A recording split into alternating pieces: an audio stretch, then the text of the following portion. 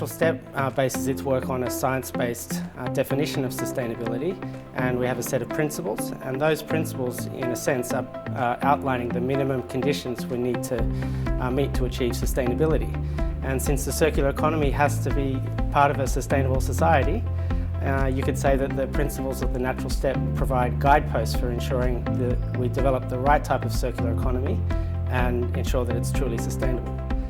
A real breakthrough and achievement is to bring the whole industry together and have a cohesive, structured plan for how to transition and become more sustainable and to fit into a fully circular economy. Closing the loop and actually having infrastructure to do that with traceability and collection schemes is a really major breakthrough, and there's more than 500,000 tonnes of PVC being recycled in Europe now. I think also addressing some of the trickier challenges and using a science-based set of criteria to question some of the assumptions or debate around perhaps additives and how to really address them in a fully sustainable way. This is a really good example where there is the whole industry coming together with invited stakeholders.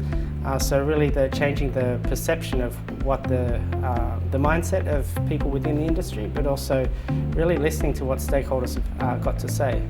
Well, plastics is a big topic of conversation in the circular economy debate in Europe and around the world.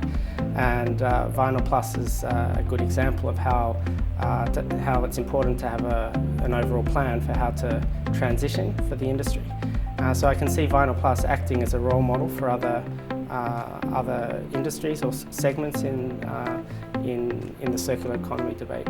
Well, PVCs are predominantly used in the building and construction sector, and there's a lot of long life applications.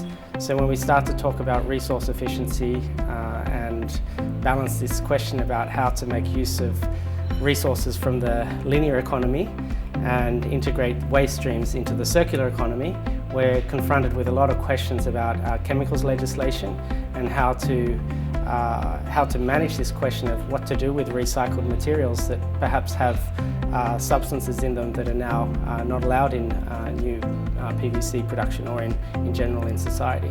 In terms of that, I think the big question is how to ensure that you can achieve resource efficiency and also balance the need to have safe and secure uses of materials.